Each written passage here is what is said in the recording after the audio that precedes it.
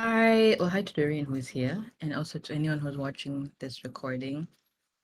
This is week 4 of our Webflow workshop series. This is what we are covering this week. What is Webflow CMS? Creating CMS collections and collection lists, connecting CMS content to dynamic pages, and using CMS filters and conditional visibility. So this week is all about just understanding how Webflow CMS works, which I think will actually be very straightforward because I think it's the way Webflow has set it up is very easy to understand.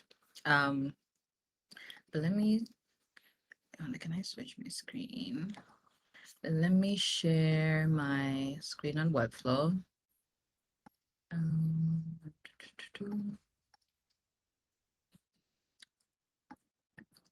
okay, so how do I minimize this? This is what we were working on last week in our workflow workshop. So we were going deeper into understanding how to use our styling variables. So if you open up your variables collection, how you can add colors, you can add sizing, you can add fonts and all sorts of things in your variable collection. That way you can reuse these assets later on. We also covered building a style guide in Webflow, how to, for example, I use Reloom because they use client first. So how to copy style guide templates so you're not starting from scratch. You can just duplicate that into your project and then adjust it according to what you need for your specific project. And then we covered a bit on client first and how you can build your different sections and layouts in Webflow using client first. It was more of an introduction to client first because that in itself is a whole thing. But I think I sent over some links where you can learn more about how client first works, or you can find, your own way to name layers. There are lots of different methods. So you might find one that's better for you. The main thing is that it's important to have one. You need like some kind of system when it comes to naming your layers. So the sooner you find one, the better. And then last but not least was this little task we did where we redesigned this footer that I got from like an inspo website using client first just to show the structure and how it would all work with like padding and how you kind of name different sections, etc., etc. So this is what we covered last week. And so Doreen, you said you haven't done this, which is fine. But in case anyone else has worked on this or any of the previous week assignments and want me to take a look, you can always email me and I can take a look or we can cover it in the next section. So let me create a new page. So week 4, yeah, week 4, as I mentioned, we are going to be covering Webflow CMS. So what is Webflow CMS? CMS is content management system. A lot of website builders have this because it's pretty important. Um, and mainly you can use it essentially for storing any sort of information in Webflow that you want, because you create these collections that then store this information, for example, for blog posts or for articles or for team members. You can create a collection for anything you want. Obviously, the most popular kind of collection people might create would be for like a blog post collection, but that's just one example. And as you create this collection, you can then store static and dynamic content within it. So just the difference between static and dynamic content is if I go back to week 2, for example, everything that we have created in here is static content, meaning this is content that we have added directly on our page. So this text heading, this paragraph, this button, this image, all of this is statically added onto this page. So if I were to, for example, copy this and duplicate a second iteration of it, I can then like change around how this looks, like maybe swap out where the text is or the image is, or put the paragraph on top. Like I can rearrange the layout and it doesn't affect the previous, version because both of these are static elements, meaning that they are independent of each other. They're not dynamically linked to each other. The other difference between static and dynamic is that with static content, you edit it directly on the page. If we go back to, week 1 where we covered websites accessing Webflow on design mode versus build mode, if I go to build mode, I can edit all of the static content directly on the page, but then you'll see how that's slightly different when you're editing CMS content, which is dynamic content in build mode. So all static content you can just edit and move around directly on the page. And then with CMS content, that content is dynamic. So it changes by updating the content in your collection. You can use it and apply it in a lot of different ways in Webflow, as we'll explore. And essentially, it's to make your life easier. You don't have to use it for every single thing, but there are certain use cases where it makes sense to use CMS. So we will get started. Let me go back to week 4. Oops, no, week 3, week 4. And let's say I want to create a collection for, let's do blog posts because that's, like a default collection that a lot of people have. So I open my CMS tab here, which is on the top, this icon, and it will tell me right now I have no collections, so I can create a collection here. When you've clicked create a collection, there are a couple different fields you can fill out. Actually, before that, it gives you some templates of like, popular templates people have made that maybe you also want to make, like blog posts, authors, categories, projects, clients, etc. So all of these are, templates you can use if you don't want to build your collection from scratch. So since we're doing blog posts anyway, let's just click this. So you can see it automatically fills in all this information for me. So it has filled in the name, which is blog posts of my collection. And then this URL is essentially the URL for your collection pages. So if you imagine every blog post page has its own page that people can go to read the full blog post. So whatever you put in here will be the tag that is included. So for example, if this is my website, it would be elsaamri.com/post or /blog or /read, like whatever you want to say it is, and then slash the actual URL of that specific post, because each page has its own unique URL. So that's what collection URL means. We're gonna leave it as posts because that's normally what people use. And then here is where you add in your collection fields. So these are the different fields that you will then populate and then be able to show that information dynamically on your page. So the default ones that you have to include for every single one are name and slug. Name is just, you can always rename this. Like for example, this is a blog post, so you can say title. Like this is gonna be the title of my blog post. And then slug is that URL. If we go back here, after post slash, that's what will appear here at the end. So usually that just mirrors the name of the whatever the item you create, but you can also customize it if you want to give it a more specific URL ending. So slug, you don't really have to rename, you can just leave it as it is. And then these are custom fields that you can add as well. Since we clicked the template, it's already given us the custom fields that we might want to use for our,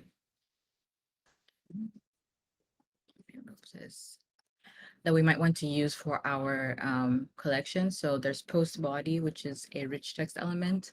This is where you would write out the full blog post. Normally use rich text for that. If you've built anything, website or blog related, like on WordPress or something, you're probably familiar with rich text, but it's good for any long form text where you might have like unique kind of styling as well. Use a rich text element. So they just called it post body. That's the name on the label, which is fine. And then for any custom field, you also notice that there's this, if I go back here, help text. And this is just additional text you can add. For example, if you are building this for a client or you are collaborating with someone else, and if something is straightforward, you don't need to add help text because it's straightforward. But as you build more complex collections, maybe certain things aren't as straightforward. So you can just add some, additional help text here for anyone who then accesses this project later on. Like this is the content for the blog post. And then you'll see here on the right, it shows you how that would look like in the editor preview. So when somebody's actually opening this to fill in information, this is what they'll see. So they'll be able to see, this help text. Then you can save that. They've also given us post summary. They've actually already added help text for this. A summary of the blog post that appears in the blog post grid. Yeah, that it makes sense. That's what we would use for a summary. So if you can imagine, even if I actually just Google, like let's say,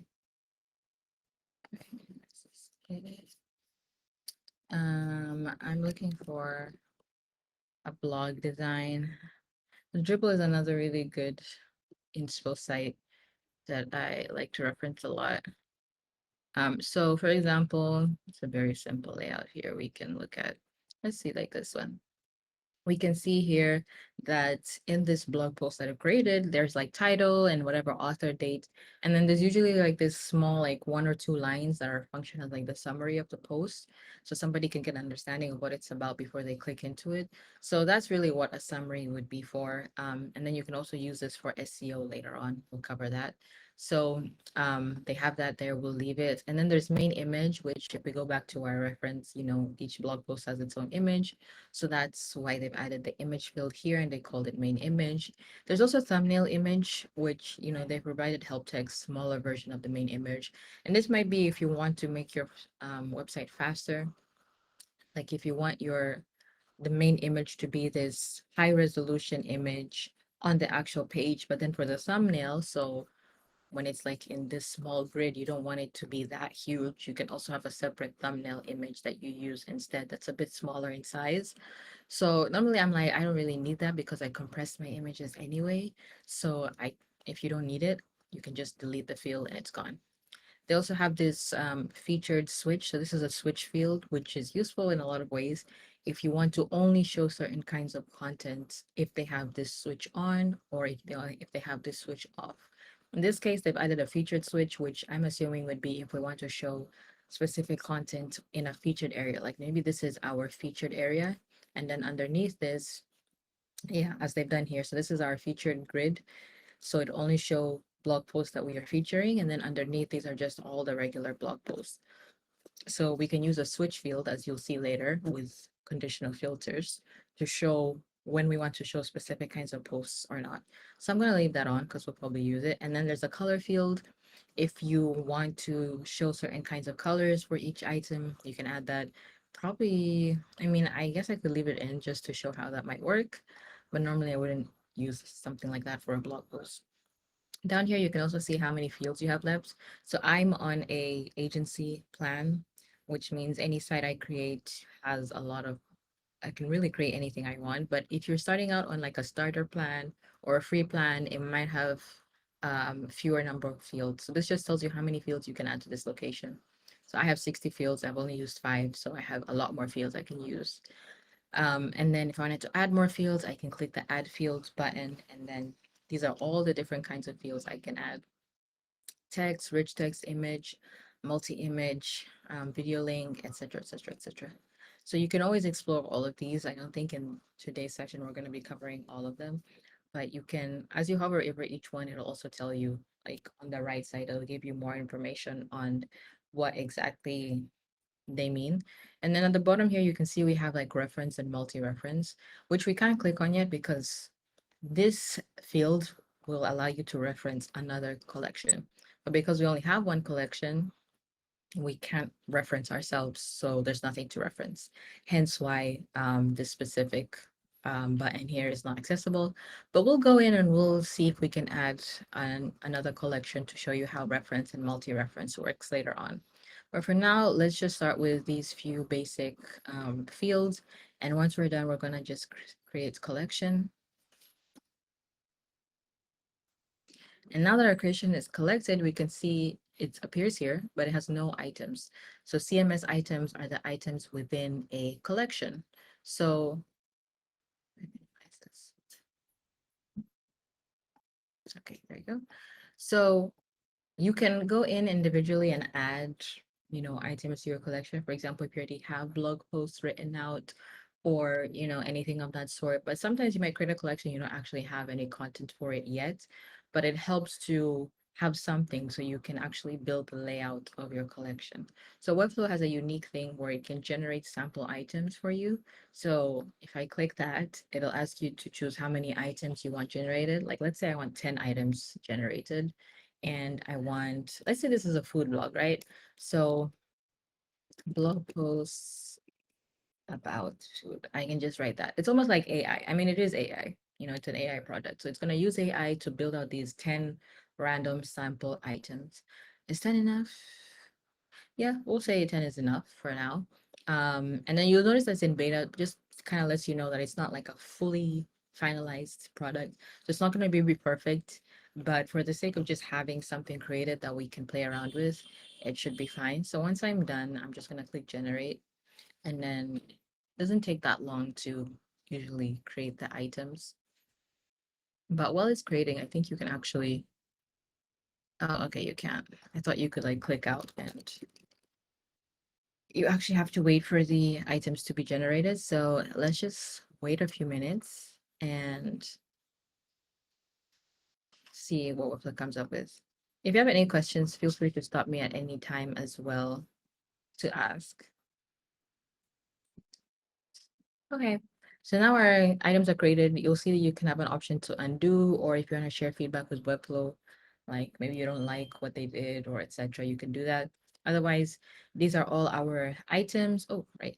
I forgot that okay, so before when I actually exited, I thought it stopped making my items, but it actually did because I can see here it's made 19 items. So yeah, I think once you click to generate items and you leave, it actually still continues making the items.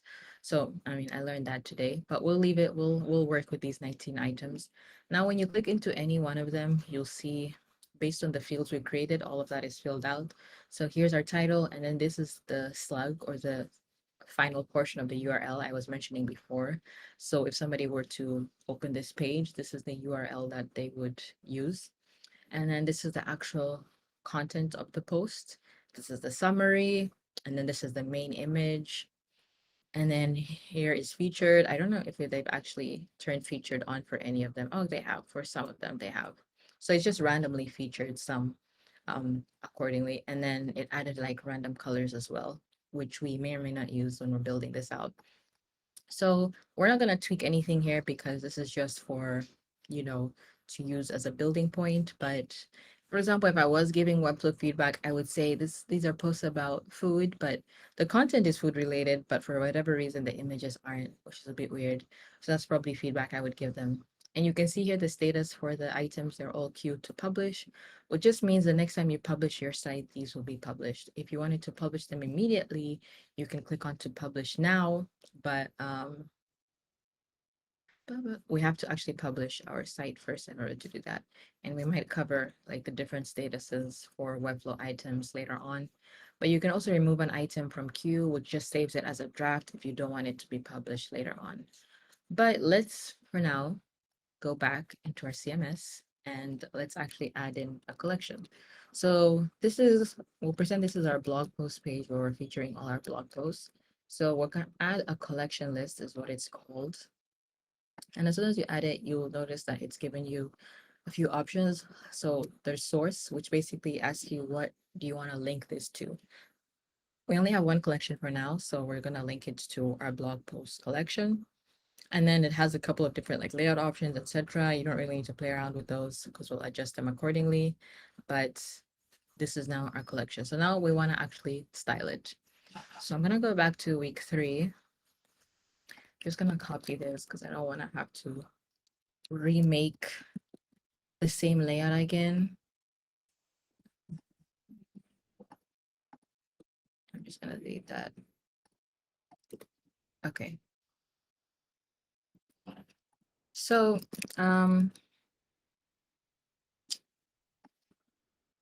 so this is gonna be our blog section, which is in our page wrapper as always. And then we have, you know, these different elements.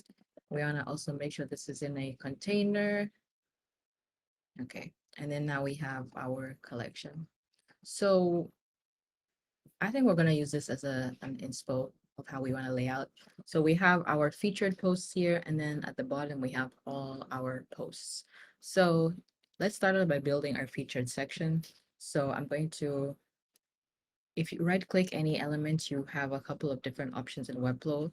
So these are like good shortcuts you can think of. Like I want to wrap this in a div block. I don't have to add a div block and then put it inside that div block. I can just right click this, wrap in, and then div block, and it'll automatically put it in a div block for me. So I can say that this is going to be my blog, or actually this is my blog components. And then I'm going to add in a heading and what did they call theirs? Recent blog posts. So we'll say recent blog posts. And then we have our collection.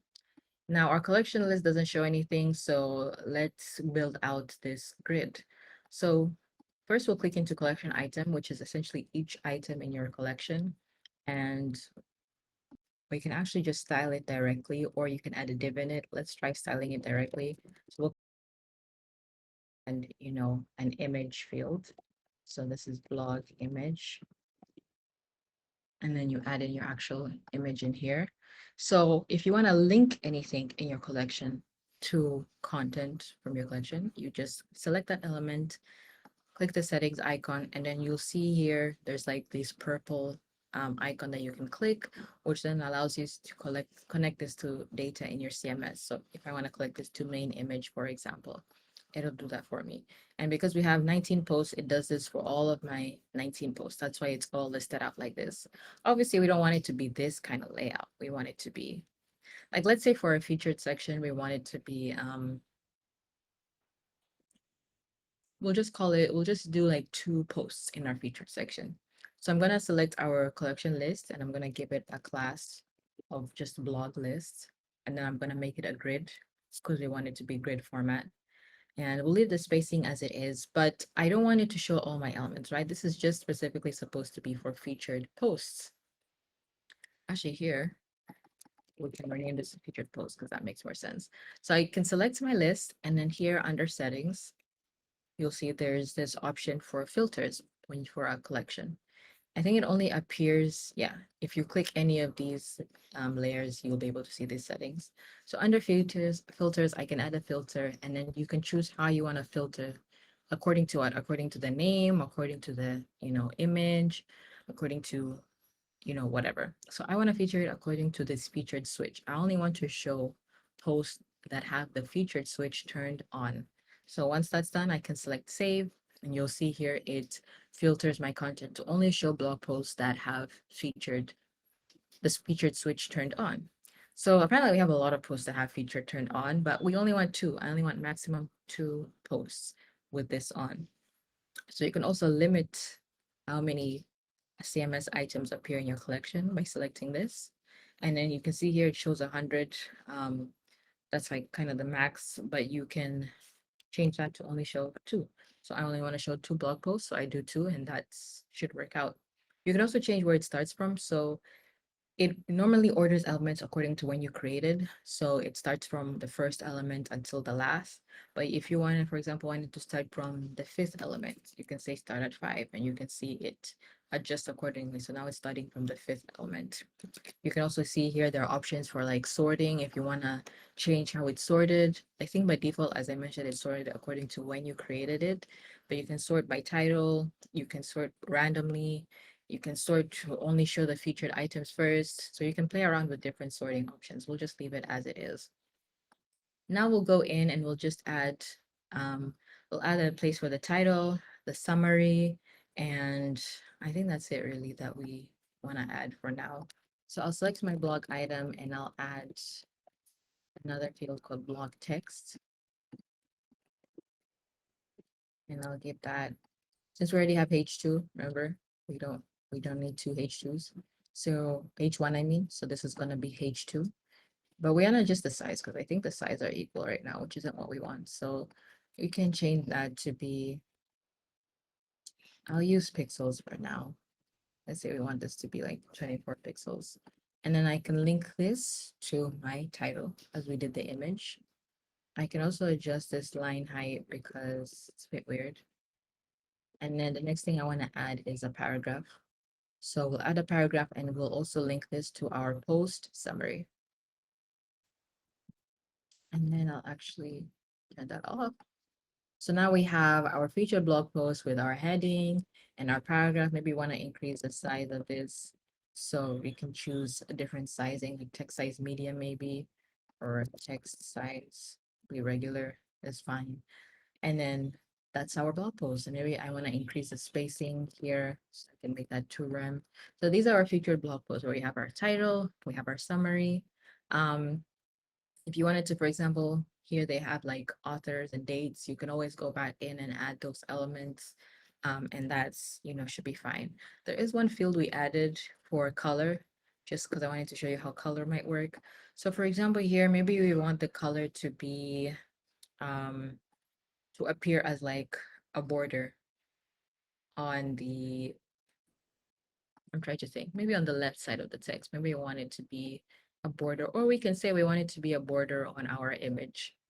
Let's do that. So I can add in a div block. This is within my blog image div. And I can say this is blog border. And let me style it first. So I want the height to be 10 pixels. And I want the position to be absolute. I don't think we've actually covered positioning, which we probably will do next time. But this is so that I don't want it to be below the image. I want it to be on top of the image. So if you want anything to be on top of another element, you give it absolute positioning. So let me set this to relative, and then I click my border again, and we can increase this to like, I don't know, 16 pixels or 1 rem. And then right now you can't see it because it has no color. So where it says color, you can see there's this purple icon here. You can actually select that. Oh, actually, sorry. This is how you select from your variables. But if you want to get that color from the CMS, you go into settings. And then here under dynamic style settings, you can get the background color, and it'll actually which field from our color field. So you can do it that way. Let's actually decrease this like that.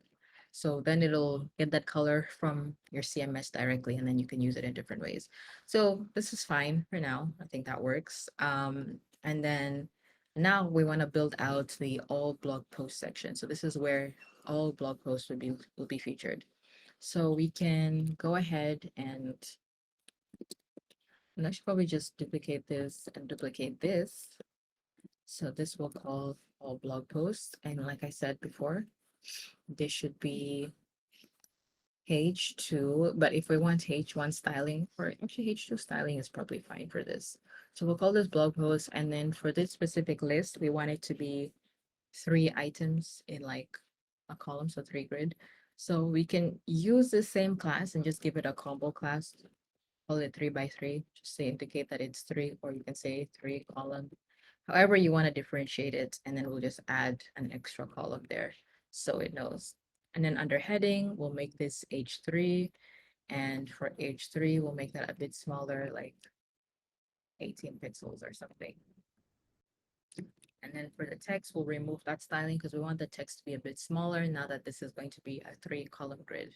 Now you'll notice that it only shows 2 items still, and that's because we haven't, since we copied this from the previous collection, it still has those filters attached. So what we can do is we can actually delete that filter, so now it'll show all posts, but then also remember we also have to delete the limitations we've added. So we delete the limitations too, and now you can see that it is now showing all of our blog posts as we wanted it to, which is great.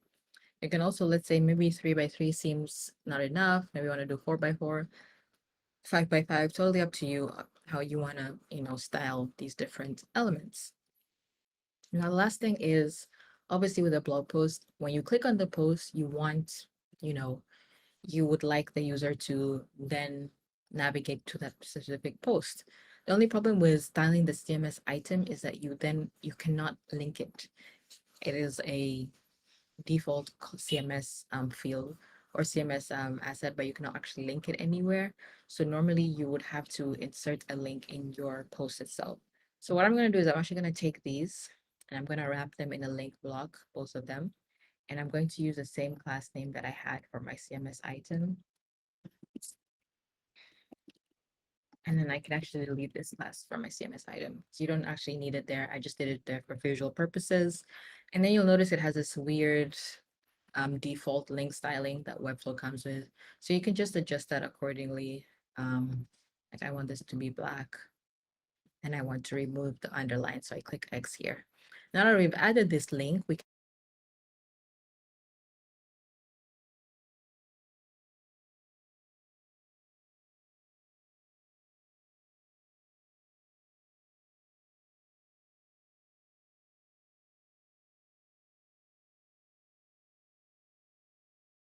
So now click on this will take the user to that blog page. So we can do the same for this section here. We can wrap this in a link block. Let's say blog item and delete it from there. And then under settings, we can link that to, oops, the current posts. So now clicking on any of these will then open our CMS page, dynamic CMS page, where we can actually see the blog post in full. Now, before we continue, the one thing I wanted to show is also how reference fields work. So unless anyone has any questions up until this point, just let me know. But if we wanted to add a reference field for, like, let's say the author as they've done here, we can do that as well. So going back to our collection, first we need to create a new collection where we'll have all these authors. So collection name, we can just say, I mean, it has the defaults here, but let's try and build this from scratch. We'll call this blog authors specifically. And then all we need is really the name. If you wanted to, you can also maybe add their role, like where they work, etc., company, whatever. If you wanted to, they can add like a headshot for them. We'll keep it simple and just have like the name and maybe their role, and we'll create that collection.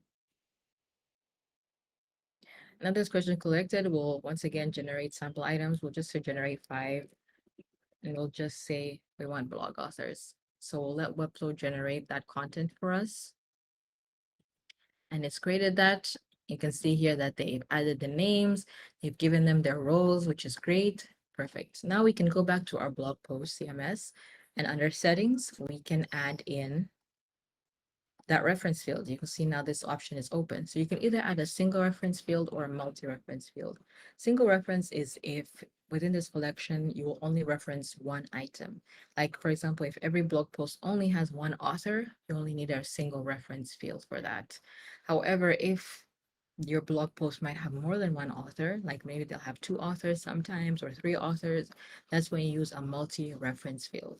And you can even see here on the right, it tells you common use case is to link multiple authors from a collection to a blog post, or multiple categories from a collection to a blog post. So you use multi-reference when you're trying to link multiple things from another collection. In this case, we're only going to be linking one author to our collection. So we'll choose the single reference field. We'll call it author. And then here under which collection to link to, we're going to select blog authors, and we'll save. And we'll save that here. Now going back here, we can go in and now add in, select all these authors for our blog post. So in this case, we'll just randomly select, like this is John Doe. Maybe for this one, we'll select Jane Smith. There is no mass editing option in Webflow currently, so you do have to individually go in and make these changes. Sarah Lee. I'm gonna actually reduce how many. Let me reduce these because we don't need that many blog posts. And I can delete these. Okay, let me go in and add the rest of these authors.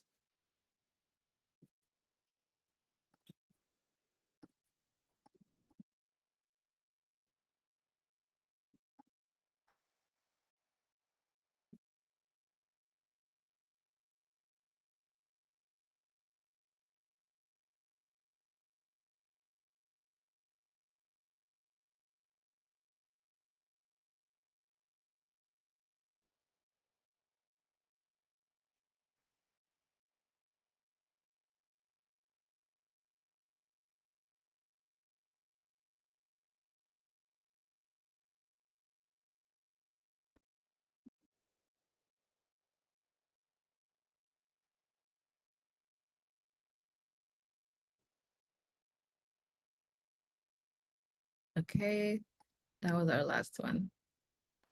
So now if I go back, it'll give me that preview of like all the different authors I've added.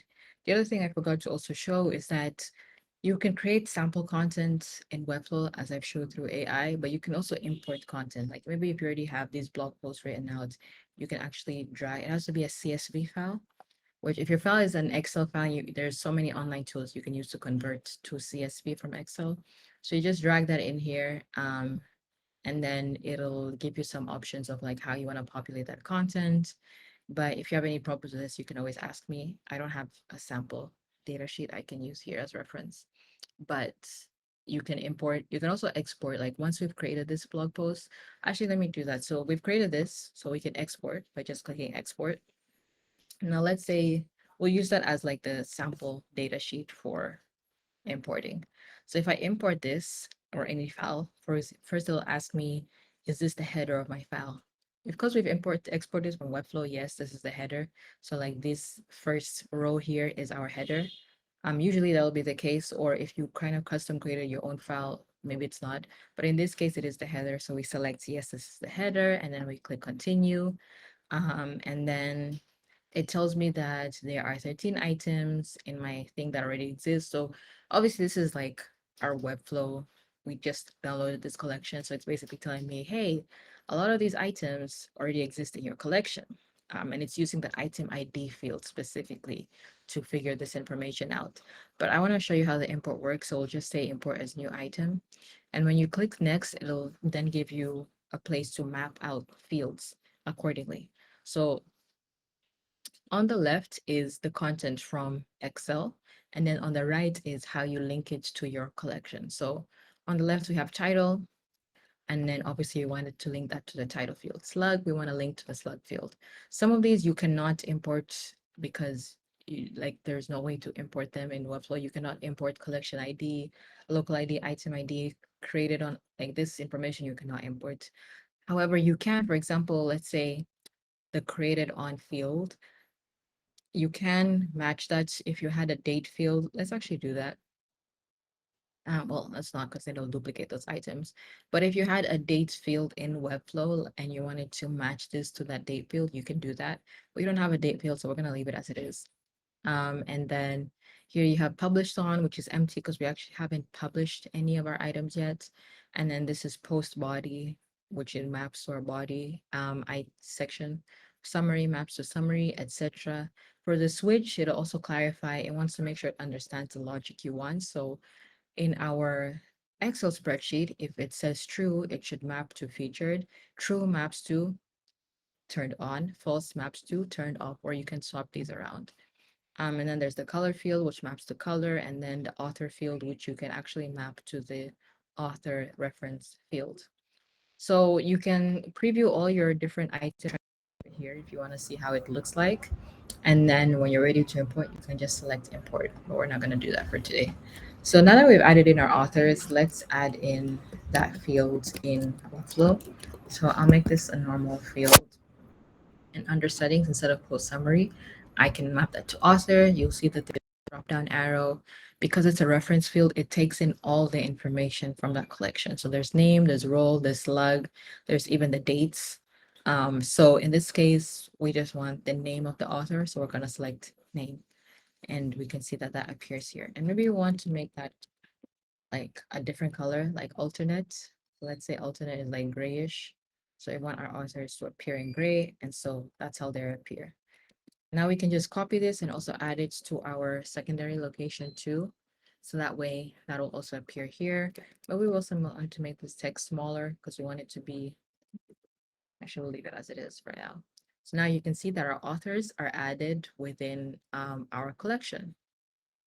Last but not least, we might also want to add in the date because I also want to show how the dates work. So let's copy this gray text here, and instead of linking it to the name, we can link it to the date. So we don't have a unique date field. We can use any of these. So let's say we're going to use a created on field, which is essentially when you created your CMS item. So we'll use that, and you can see that it comes with the date, which will be today because we created all our CMS items today. So let me style this div blog real quick. Blog info. So we can see here for dates under settings, there are a lot of different ways that you can style them.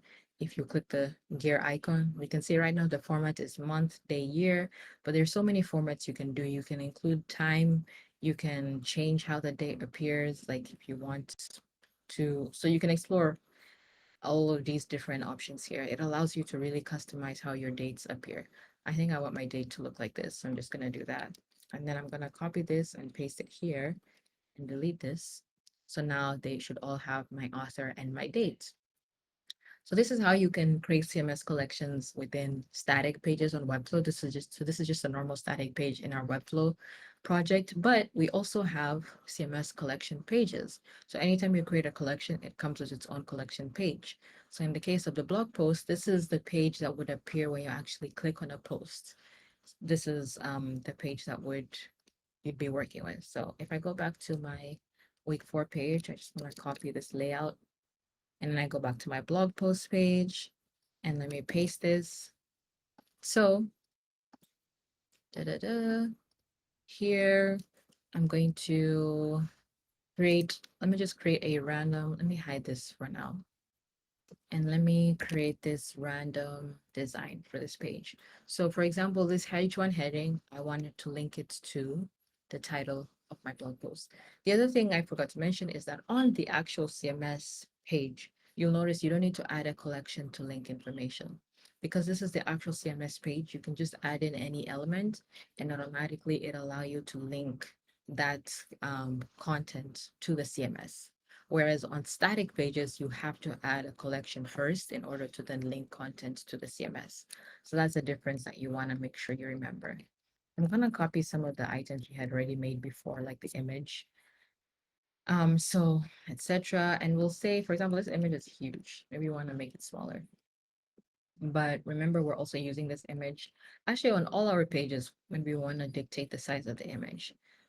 You can add a fixed height, but sometimes, especially for like blog posts, I prefer to use ratio because then it'll automatically adjust everything in a clean way. So maybe I want my ratio to be, oops, actually I have to add it to my image. So I'll call this blog image and I'll say the ratio is, we'll say widescreen. And we want to make sure the fit is covered so it doesn't appear stretched. So that's what I want to use for my image. And then under heading, actually, we'll add paragraph for the summary. And we'll make the text size a bit larger. So we can make that large. Or we can make that medium. And then we have our image, which is great. And then underneath here, we want to add our actual blog post rich text. So we'll add in a rich text element. And you'll see it comes like this. It's not styled or anything. When you use the Reloom style guide, it does have some styling for rich text, I think, or maybe not. Maybe you can style it that way. But the class is text rich text, and then you can actually click into any of these and style them accordingly. Maybe we'll do a lesson specifically on rich text and how that works. But for now, we'll just select that, and then under settings, we can connect it to our post body. So you can see here, it's now connected to our post body. But maybe we want to make this a bit smaller. Like we don't want it to do the full width. We want it to like be kind of in the middle here. So we can put it in a div block and then give it like a maximum width of something like that. Then you can also give it a combo class of margin auto. If you click this spacing here, it adds auto to the left and right, which just centers your content. So that's also like an idea that you can have in your head in the future if you need to. So now it'll center my content. So I have my image here, and then I have my actual content. I don't really want to go in and change the styling, so I'm just going to leave it as it is. But last but not least, let's say on the bottom, we want to add, I'll call this a divider. And I'll give it that spacing and I'll give it like a gray. I want to separate my actual content from the rest of my blog posts. So you'll see here that we have our main blog post and its content, which is fine.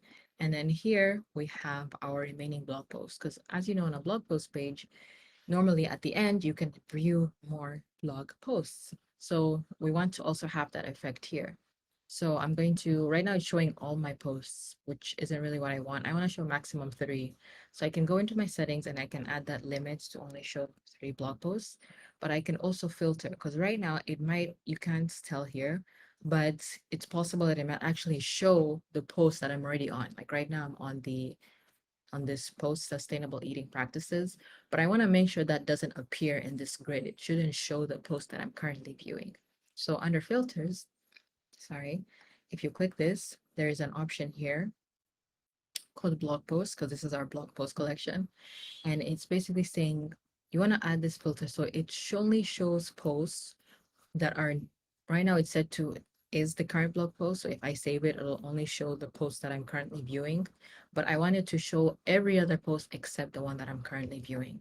So I'll just change that to is not and I'll save. So now it'll only show posts that I'm currently not viewing. So that's also something that you can a conditional filter that you can also play around with.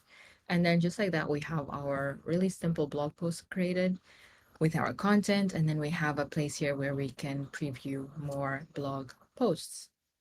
If you have any questions about CMS up until this point?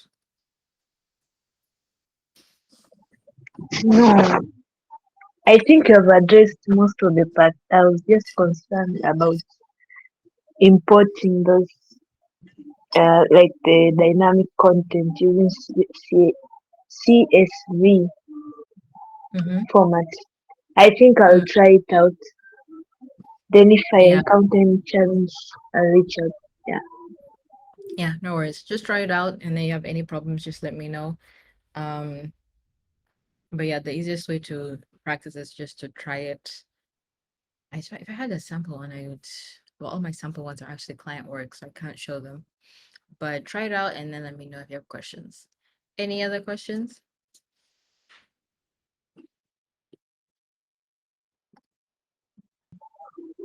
No, I don't think there is any other question.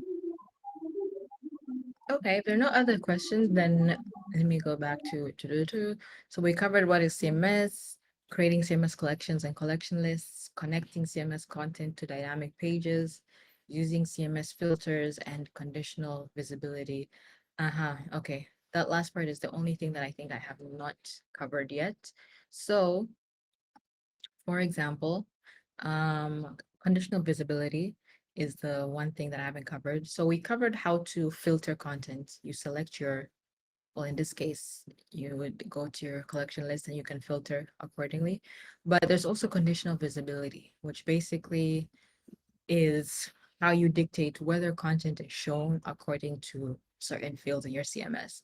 Like, for example, if I select this border here, right now, all of my um, items in the CMS have a color associated with them. But if we imagine maybe they don't all do, some of them do, some of them don't. So I only want to show this thing here only if there is in fact a color linked to that CMS item. So what I would do is I would go into my settings and you'll scroll down and you'll see there's a place called conditional visibility where you can click this plus and then element is visible when it's asking you to set the condition for when this element is visible. So in this case, I only want this to be visible when, oh, that's so weird.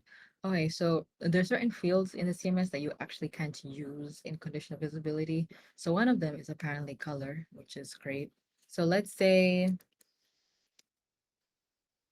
since we can't use color, let's use author.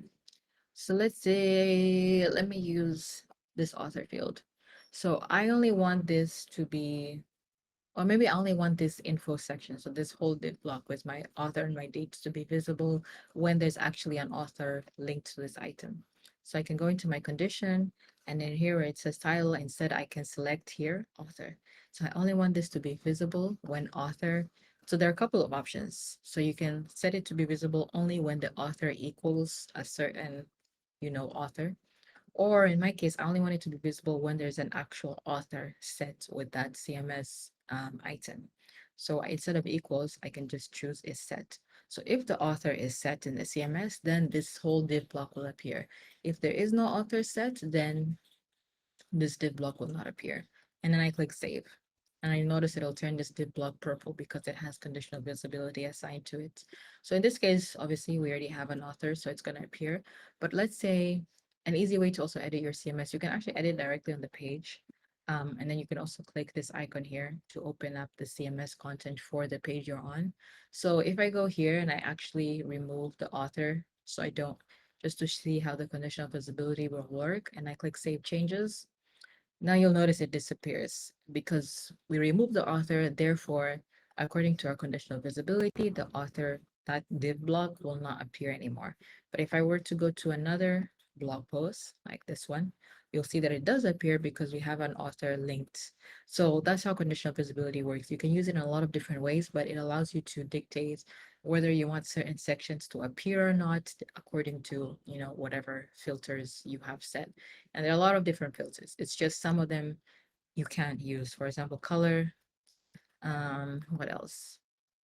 Switch you can use. I think there's one other field that you can't actually use in condition visibility, but you can play around with that and see for yourself.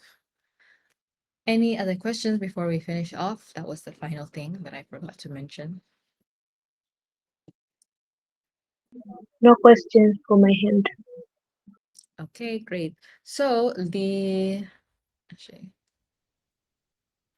I think the homework was to build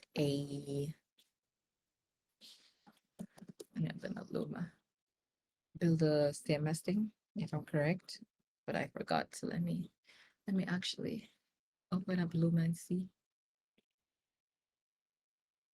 Okay, yeah, the practical was to build a blog or a portfolio powered by Webflow CMS. So that is going to be the homework for today, but you don't need to do something too complex unless you want to.